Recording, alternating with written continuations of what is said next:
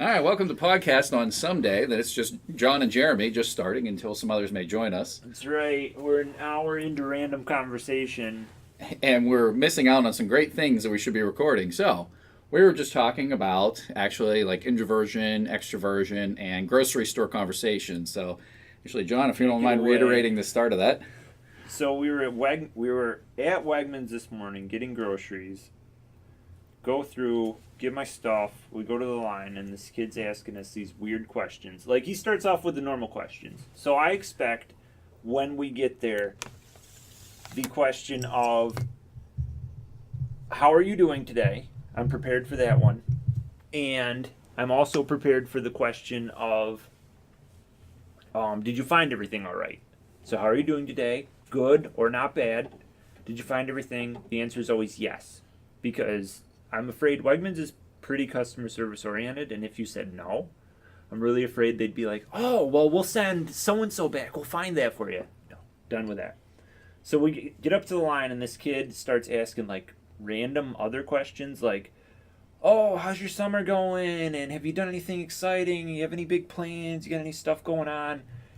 Totally caught me off guard. I have no idea how to react.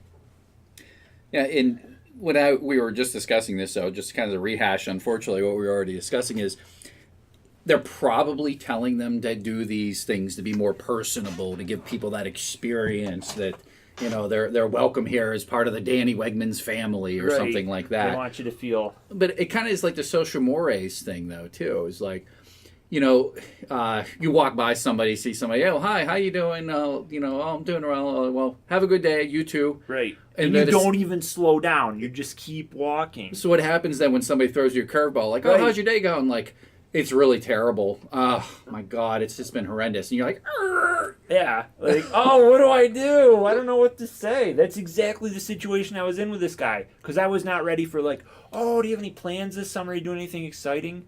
That's not a you're checking out my groceries conversation. That's a like we work together. Mm-hmm. So that doesn't fit. Like my life philosophy, I have to know what level we're on. There are different levels. People can say they're not and everybody's equal. Mm-hmm. That is not true in your social circles. People are in different levels. Mm-hmm. At that level, that question's not appropriate. So like my philosophy on life right now is I really don't give a shit about most things. So, if we take that life philosophy and I apply it to this guy, why does he give a shit about what I did? He doesn't. So this is shallow, pointless conversation. So this is a waste of both of our time. And that's what I was just thinking about. It's like, what is the end result? Like, right. You know, everything has some kind of a meaning or reason why you do something. Self-serving usually, actually, you know, the more cynical side of me, everything is self-serving no matter what you do. Anything you do altruistically makes you feel better. Therefore, it's self-serving. Exactly. So with that, they're doing it. Maybe they're doing it because they're being told to do it and then they're a good employee. But, you know, when you do those things, sometimes it makes you feel a little bit happier in the process and maybe somebody brightens up. But, like, what are they trying to get out of that? Like, they're getting this, like the hometown experience from this massive grocery store. Right. They're trying to sell some other kind of a thing. I'm because this happened to me just a week ago. I think it was a different grocery store. It was this young kid, and, like, he was, like, really talking, like, oh, we're doing this and doing that, and how have you been up to? Oh, I didn't know we had octopus here. We have octopus in the back. Oh, I'm going to ask my mom to go buy some the next time she's here. I mean, this kid looked like he was like 16 or 17. He had to have a manager come just to like check out alcohol because he wasn't old enough to do that. Right. So, you know, but he sold it though. I mean, he looked like literally like a very happy, jovial young kid. Right. Clearly has not been corrupted by it all by any stretch of the imagination. And then, like, after all that though, but I don't know, maybe you just have to be in the right mood for it. For me, my standpoint, it didn't bother me. Like, I was kind of like, oh, yeah, you know, it's a nice interaction. But I'm kind of a ham, and I'm an improv kind of a person, so. See, I wasn't prepared. Not only it was bad because we went grocery shopping in the morning. We typically go in the afternoon. I'm also a creature of extreme habit. I ate peanut butter and jelly sandwiches for dinner at work for like 4 years in a row. Like, I like to do the same thing at the same time every day. Like, I like to have things the way they are. So I'm already out of my element because we're in the grocery store at the wrong time of day. We're in the morning. And then the other thing is I'm a coffee addict. So I've only got like 2 cups of coffee in me at this point in the day, and we're going in, so I'm still kind of like, Tank's a little low. Tank is dry. Right, and this guy's like, oh, hey, what's going on? Da, da, da. And I'm just looking at him like, shut the fuck up. Why are you asking me this? Now, some people I'm prepared for. We go to Wegmans, like I said, creature habit. We go this day, this time, blah, blah, blah. So there's a consistency with the staffing. Like certain people work Sundays. And there's a shorter girl that works there that you can give her 2 words of input and she will just talk. She'll just go. So I know if I'm in her line, she'll ask and talk about, like you said with the octopus, like you'll have Doritos and she, oh, I love Doritos, blah, blah, blah, blah, blah. Like we were in her line. I was not ready for this at all. This guy caught me so off guard. I mean, it's probably not a bad thing, but one of the things we were touching on is like introversion versus extroversion. Right. And like, there is a little bit of a push towards as the geek culture becomes more popular, that introversion, but I don't know, it's almost a little counteracting their own movement, because if introversion is becoming more popular and everyone's sitting there talking about it together about how introverted they are, they're actually kind of extroverted in the way they're always interacting with one another, talking about their introversion. Right. Yeah, it's bizarre. Like I don't like that labeling system, because I do feel that the introvert label is very poppy and in right now. I just don't like people. I wasn't aware of that. Like that was kind of like the in thing. I mean, I guess I saw. It's not really emo, but the geek chic is what I call it. That definitely is like the pop cultural everything. You think geeks got a huge they merged with GameStop, and like just the merchandising alone from all this video game retro stuff and everything. Yep. It's everywhere. Actually, I just finished the audiobook Ready Player One. I don't know if are you familiar with this? I have seen that they are making a movie. Mm-hmm. So I knew, and then you read the comments in the trailer like, oh, I hope it's as good as the book, and blah, blah, blah. So I didn't know there was a book. I haven't seen it. So without giving anything too much away about it, is the thing is, in this kind of alternate timeline, or a little bit towards the future, there's somebody created a World of Warcraft type gaming environment, totally based on that, and made it where ultra accessible. So they, for 25 cents, literally the cost of an old school coin operated arcade machine, which this guy that created it was like this big fan of, 25 cents, you would get the VR headset, the haptic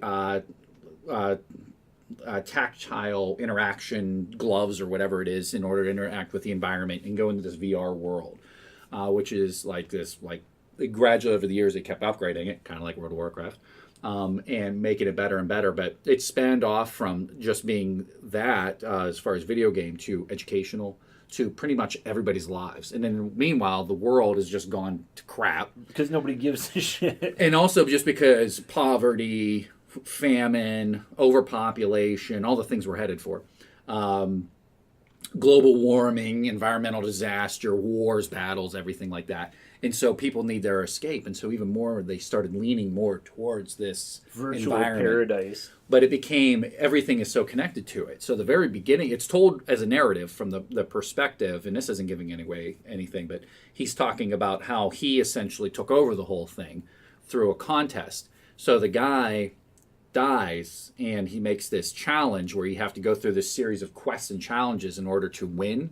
And the first one to win would inherit like 400 billion or some obscene amount of money and assets, plus be like the most powerful thing in this game and own the entire company and everything else. And there's even like a Steve Wozniak kind of guy that's the counterpart that's still alive, that's to him, and it comes up it just paints like this whole dystopian society with this utopian society in through a virtual reality. And like, what's better? Is it the real life?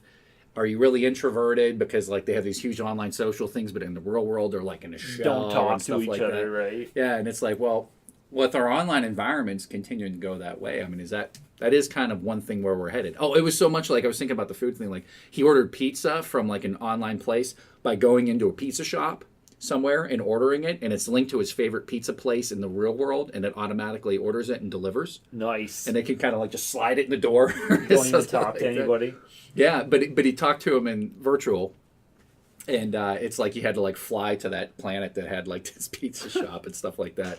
But it's done really, really well. So as far as one thing, I guess thinking about things I've been doing lately, audiobooks more. And yeah, Ready Player One was really, really That's good. cool. It was this very, not to spoil, maybe I shouldn't give my opinion before people actually watch or read it, but for those that have, I'm going to do it anyways.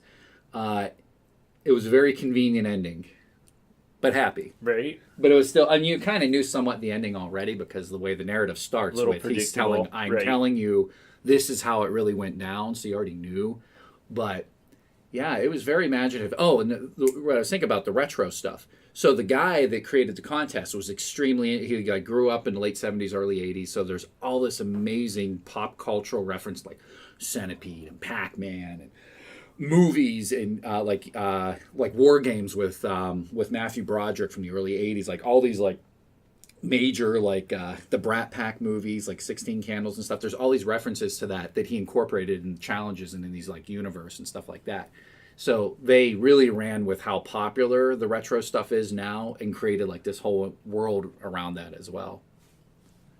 It's a thing. That's already, we don't even do that much online computing stuff. Like, I only get on this thing over here a couple of times a week.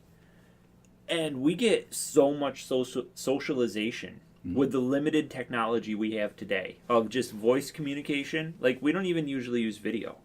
Voice communication, co-op games. Mm-hmm. And look at how much socialization we get out of that. How often do we actually get together like we are today versus, I can turn this on. Who's there? Oh, you're not there? I'll just, hey, Lux, get online. Boom. Yep, and from a gaming It's so much more standpoint, convenient. it's a much more sophisticated gaming experience too than couch co-op. Now, couch co-op, I love. I mean, college was built around it for me, and also I grew up in the '80s quite a bit.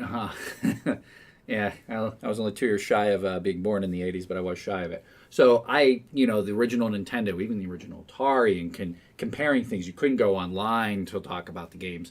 So you had to actually do it in your own like social circle, and we did it that way. But yeah, you had to find those people and meet. It's amazing the things people discovered and shared, like everyone blowing into the Nintendo games to make them not work, or like make them work and stuff like that. How many people came up with that on their own? I don't know why that is, but that could be a study itself. Right, of how if you're disconnected, how information travels versus now we're like hyper connected. Yeah. Like if you want to know something, I'm always amazed because I don't consider myself to be super tech savvy, but the information that I have access to, the things like if I have a problem that I can solve with just my smartphone, my PC, or my tablet, like it's incredible. Or like finding locations, the technology between like Google Maps, locations, things like that. Locations is huge too, and like locations like, okay, I find myself in Endicott, New York. I'm going to go on Yelp and I'm going to look at a series of restaurants and make a decision based on reviews mostly, and also genre of what their food is and what's open right now. And that influences your life. Like there could be a place right in front of you, and if you didn't have access to all this, you'd, that's where we're going to eat because it's right there. See what it's like. This 1.5 stars. We're not going in there. Or you walk right in and it's like, oh, well, that seemed like it was good, and you have explosive diarrhea. Right, exactly. Now, that can come back to bite you. Oh, horribly. Now, we've only had one experience like this in the recent past, but we were on vacation. This place was rated great online, blah, blah, blah. We went in. They wouldn't even look at us. Like, they just kept walking by. I've never, up until that point, had just, like, walked out of a restaurant where you've been seated. Like, just, like, peace out. Rarely. That was the first time we did. I was like, F this. Yeah. And we left. To not trash an establishment, I don't know if it might give it away, but I've done it within the last year at a local macaroni establishment. That's the way I'll call it. But it was just, I sat down, Laura and I, my wife, and we didn't even get waters, and we're sitting there for like, I don't know, 15, 20 minutes, don't even have menus. It's like, well, no. Right, yeah. No. And it was a similar experience, like multiple servers walking by, other people. We at least had menus, but the girl that sat us gave us menus. And, like, I don't know why people were eating there. There was nothing on the menu that it really appealed to me. Like, I would have eaten there. I would have just ordered, whatever, and suffered through it. But they were, like, so bad. I had an opposite experience. It was in Boston. Really nice place. In the hotel had 2 restaurants. A really pretty good restaurant, like pretty high level still, And then there was the ridiculous one. The ridiculous one, it was a free prefix menu that you had like one of 3 to choose from. And I think it was like $100 a head. We sat down with a friend of ours and my wife, and we're looking at it. We're like, all right, we're in Boston. Maybe we'll throw down stuff. But it wasn't. I've done pre-fee menus before, and and had some really good stuff. But there really wasn't anything that's blown us away. Right. And so we ordered some drinks, which were decently priced at least. And so we had those, and we're still just staring at this menu. And I think our server got the idea. Right. Because he brought us some bread and some butter and said, like, oh, you guys, perhaps you're only having drinks tonight. Nice, and totally let you out the door. Yeah. And it was priced to an extent, but also just there wasn't anything that's blown us away. Right. And so we're like, yeah, you know what? I think we'll finish these up because we were going to go do this thing. And like, oh man, he didn't even do it snobbish, actually. I applaud him for that. Just gave you this out. We fell into a similar situation. So we are, like, when we go on vacation, we are like beach bum people. Like, we'll go out all day on the beach, suntan lotion and sand, like, stop back at a place at the end of the day. Like, we're okay with places that have, like, the patio furniture inside. Mm-hmm. Like, not a high class. Like, you're feeding me fresh seafood. I don't care where I sit. I don't care about the environment. It's good. I'm okay with that too, and especially with seafood. So we asked the girl at our the hotel we were staying at, what was good, and she told us a few different places, and we stopped at one. And we get inside, and like, we weren't where we were supposed to be. I could tell, because I'm like, t-shirt, shorts, like, that guy over there is wearing a tie.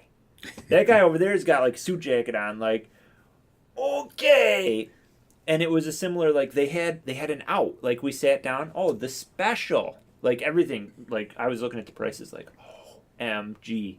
Get down to the bottom, there's this special, like, 2 meals, 2 desserts, or I think it was an appetizer, 2 meals, and a dessert to share kind of thing. Well, kind of like a prefixed in a way, but a little more options. That was dropped down at a lower price point, and I was like, this is a good design, because otherwise I would have had to do like what you did, like, drinks, and we gotta go. Yeah, we got this thing, Yeah, like awkward exit, but they had this built-in door, like, it's okay, we got you. And I was very appreciative of that. The food was amazing, so the higher price stuff was probably really worth it, but I was glad that there was like this is the cheap guys menu. Yeah, the restaurant we went to afterwards, we didn't spend as much as, like $100 a head, but I mean, it was still at least $50 a person minimum in throwing drinks. But it was excellent. It really was. And there was just, the options were more attractive too. Yeah. I remember the only time I've ever been turned away at a place. There's one time I was, and it was easily remedied, but it was I was in Bethlehem, Pennsylvania. It was in this Saucon Valley Mall, and there was this place called Blue. I think it was It was this 3-story bar restaurant, and the top floor was like the dance bar meat market, is what I would call it. It wasn't really a dance club. It was very like, modern city style light up bar. And I walked in and I had a baseball cap on. I said, oh no, I'm sorry, you cannot wear that up here. That was it. Didn't matter what else I had on. Like, right. I wasn't dressed bad, but I was wearing jeans and plus or minus button down. I can't remember. It was probably a polo at most, like a golf shirt or something like that. Right. But no, I'm sorry. You're gonna have to remove your hat. So it was easy to fix. Right, you can take your hat off. Yeah. But still, but it's like, come on, guys. I wonder what you'd have done if I had a fedora. Right. Let me check with my manager. Let me see. Let me check the rules. The fedora. Yes. What color is it? Does it clash with your outfit? Page 32, subsection B. It was a decent place, but it was a little pretentious. Oh God, it was pretentious. It was nice. Like, they had all this. Was it called Blue? Yeah, it was Blue, and they had like these these propane burner things outside in the middle of the summer. It didn't matter. They still had the heat going on, and you can look out over like everything. The owner drove this Lamborghini that it was always parked outside. Oh my gosh! I think it was yellow or orange. It was something bright. It right. wasn't subtle. There it is. Like, yeah, the owner's here. All right. Well, maybe everyone's going to be on their best behavior. The service was good, but I hate those meat market environments though. That's awkward and uncomfortable for me. As much as I like, I have some fair amount of extroversion, but I don't know if that's where the shyness is or what. But it just, they're also just hypocritical. Just, I guess they're having a good time though. They also called it a cougar market, Nice. and there was a lot of that there. Yeah? All right, at this time I want to introduce Sarah, who we don't know what name she wants to go by, so she's going to go by Sarah, which may or may not be her name, the counterpart, the spouse, the significant other of John, to the show. So welcome, Sarah. Yes, thank you. So she was just talking about, I'm apparently more socially awkward than I realize. Well, yeah, because you asked me, well, what else do we need? And I said, well, we need to go get some hash browns. And you're like, okay, so, well, the hash browns are down this aisle. Well, there's too many people down that aisle. We can't go down that aisle. We have to go 2 aisles down from the hash brown aisle just so we can avoid the old lady that can't decide what kind of flowers she wants. Listen, you might think it's a quirk, but I think it's efficient. Ugh. I look at moving around the grocery store as a military experience. Like, we need to get from point A to point B in the most efficient way possible. I'm a list reader when we go shopping. Like, if it's not on the list, You don't get it. it's not going to end up in the cart. We're going to go from fruit to bread to meat to dairy to frozen to out of the store, because that is the most efficient circle from entrance to checkout. So I have to say that I do the grocery shopping for the most part. Like, yeah. But when my wife is with me, it does knock down my efficiency exponentially. Because I know where the stuff is. I go from here to here to here, and I turn around and look, and she's gone. I have to find where'd she go. I don't want to lose her in the store completely. And it's like, okay, well, she's in the toys section, or she found this, or there's something over here. I'm like, all right, come on, let's go around and stuff like that. It used to bother me a lot more. I think it's the maturation of a marriage process. In the past, but it doesn't anymore. It's kind of, it's nice she's kind of walking with me, but if we're on a timetable, sometimes she just knows maybe it's better to stay in the car, and she could do some other things and stuff like that. She's very, very capable of occupying herself. But I don't know, like seeing an old lady that's there and it's in that segment, I'm very goal-directed. Just go right in and get it, especially if it's going to knock you off of your path. I don't know though, because then the lady's in the way, or you gotta go out around her car. I might have to talk to this person. I don't have time for that. I think that's what we're looking at, because you're actually knocking down your efficiency by going through that process. I think that's probably the interaction aspect. Hence, back to I'm sorry, you're that pop cultural in vogue introvert. I don't know, man. You have the in vogue. I like to be prepared. I don't want to talk to this old lady in the grocery store. I'm never gonna see her again. Or will you? Or will I? Maybe this exact same aisle the next time, and then what do you do? And then you're it's really even having more a long awkward. conversation. Like, I remember you from the right. last time. Did you get those hash browns? Oh my God, we're never eating hash browns again. Therein lies the With danger. this. It's just one of those things, though, that I've been learned to live with. You just kind of roll your eyes and you're like, yep, here we go. Here we go. Listen, I'm not like, Sarah likes to go, if we don't have a list, this is the worst case scenario for me. We'd go to the grocery store with no list. None.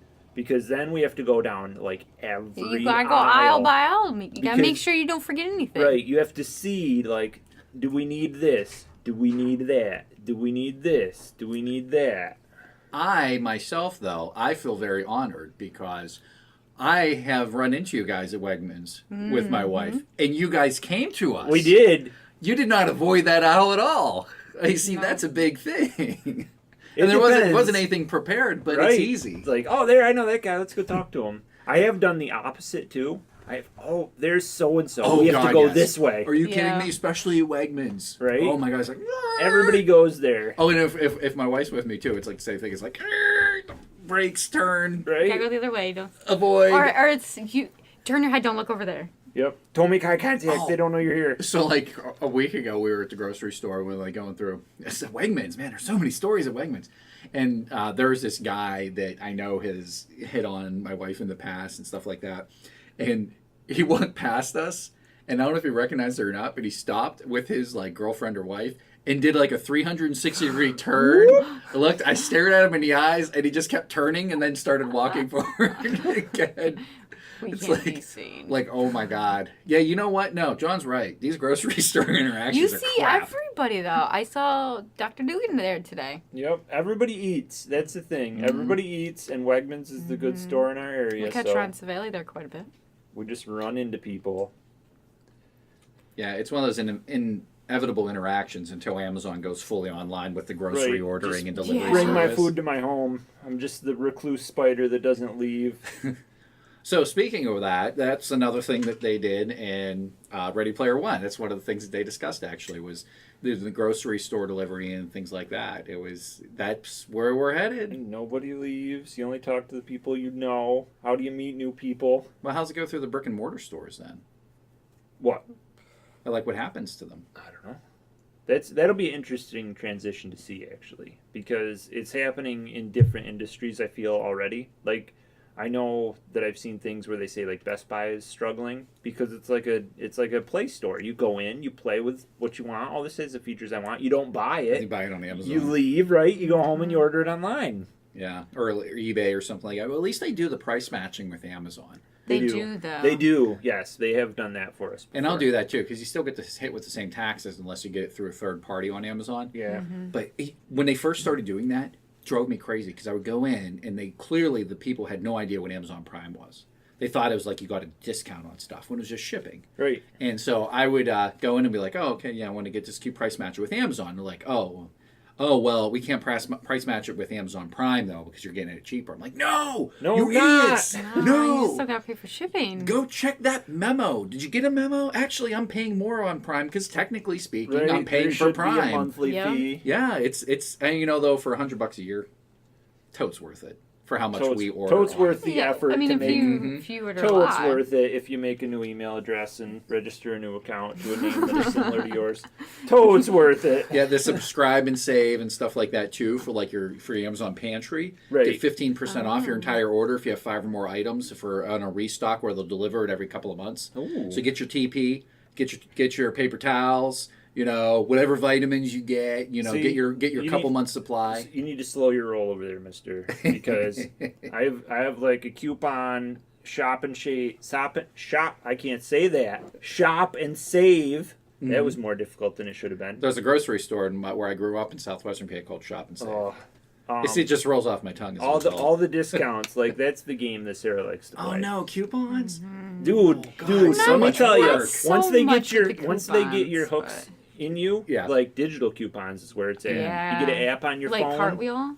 Well, yeah, That's addicting. you do that I do that with Michael's or even Hobby Lobby. You go into Hobby Lobby and just look up because there's always a 40% always, coupon. yeah. I They'll, think they'll you- ask you, do you have a smartphone? Mhm. Oh, Right. here, go here. Boom, just saved Yeah. you Get your however one much. item, yeah.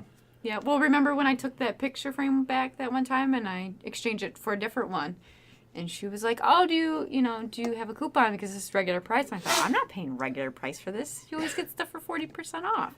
So she says, well, if you got a smartphone, See, Whip now out. that's something that used to be would piss me off because for a long time I was a big time opposition of smartphone person. So, do you have I a remember smartphone? these Oh, days. F you. I don't have a smartphone. Are you going to discriminate against me because I don't have a smartphone?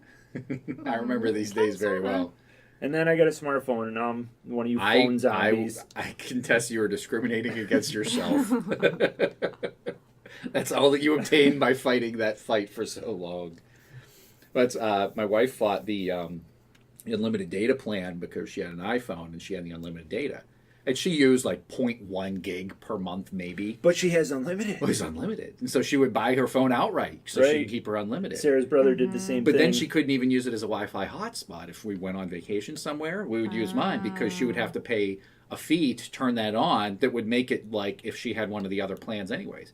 So when she finally caved and gave up and switched and got a phone, she paid less per month because the plans had changed so much oh, yeah. for plenty of data and stuff like that that gave her that kind of experience. It's like, you know, at the end of the sometimes- day, just roll with the time. sometimes you just hurt Yep. yourself. But with my brother, though, I mean, he got grandfathered in when Verizon switched over. So he pays $10 a month for unlimited data, which is pretty darn cheap, you know. But the thing of it is every time he wants a new phone, he has to go and buy it outright. So he has to pay, you know, $700 for the phone regardless. Using a lot of data. But the thing of it is he uses between like an absurd amount of 27 data. and 30 gigs of data every month. Right. I don't know. understand how you can use that much. He's downloading the whole internet. I guess if you have like a MiFi or something, you're using that as your primary internet.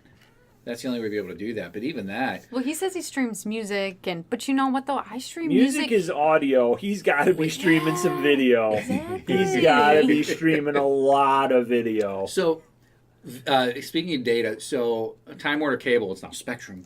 I used to go on there and try to look at my data, and I was updating a game that Brendan and I should play, Star Citizen. Like, constantly had to update it. When you updated it, it was a full download. It was like 40, 50 gig. And like all these other games, and like I rebuilt my computer, and I had this challenge to try to get to a terabyte in a month, and I never made it. I got to like 780. I think one time I hit over 800 gig. I never made it. Have you ever tried that with your Empire Online? Oh. Did they give you your stats? Like if you log in? You know, I don't know if they do. I've never logged in to see how much data we go through. A lot of data flows through this house. A lot of data. But a terabyte, that's a massive That goal. is a large amount. That's like, you might as well just turn on YouTube, set it to the continuous autoplay on multiple machines and go to bed. And that was the thing, though, when I did it, like when I was doing the challenge, it was for a purpose. It wasn't like I was trying to cheat and just try to do things. Right. Although my father-in-law streams a lot of music. We have Alexa, which is the greatest thing. My father-in-law lives with us, and he like Alexa, play, Frank Sinatra. And so he'll walk around the house and like get exercise and stuff, and he like learned how to use all the voice things, although he gets really mad at it sometimes if he doesn't like understand what he says. And the one time I went downstairs, like this heavy metal was playing. I was like, man. I don't think she quite understood what you said. So, but oh man, it's a really great feature. But I wonder how much data. I mean, streaming music can't be a lot. I don't think it's much. I mean, it was like 0.10 that I used. It's Of not a gig much. the other night thing, in 5 hours when I yeah, was with streaming. music's not much. So it wasn't much. I wonder what the upward limit, like what the max is that you can do, because Technically, there's not supposed to be. there one. shouldn't be, but at I guess some your point, bandwidth max. the hardware, right? The hardware is going to become the limitation to how much you can do. Pretty much. Yeah, I guess it depends on how many actual megabits per second you're doing and how many other users are on and stuff like that. But I mean, even with our data plan that we have now, it's unlimited, really. I mean, It is unlimited. They say that throttle we have 2 your gigs, speed. but That's a thing that I'm okay with. You use this much data, and then we're going to turn your speed down. net I'm okay with neutrality. it. Net neutrality, I'm a big proponent of. Data is data. The internet is a utility. Don't give me this package like I get with like the cable company where I get YouTube and Amazon and MSN, and those are in my premium websites, and then my sub-premium websites are this, and this, and they're this speed, and then this is, and then this corner of the internet I can't even go to because it's so fucking slow. That if that ever happens, I'm going to be very, very upset. And they already have done that to an extent, and it goes back and forth. And they're doing it right now, I guarantee it, without us even knowing on a lot of sites. Because I think it's not just YouTube's end, why YouTube sometimes runs like crap. Right. Or Netflix, why all of a sudden it's buffering again. right. And a lot of it will depend on, but Time Warner Cable is one of the worst with that kind of a thing, but on what you're on. Well, now that we're Spectrum, I have Spectrum.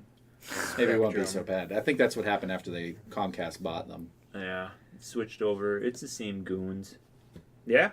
So, well, I think that's where we're going to wrap things up for the John, Jeremy, and Sarah show. Actually, improv we podcast. In the background, we have. If I don't know if you heard a sneeze at some point, that was your cue that there are actually others in the room that have joined us a little bit late. That would be Brady and Brennan. So we're going to wrap things up on this segment, and we'll see you guys next time. Thanks.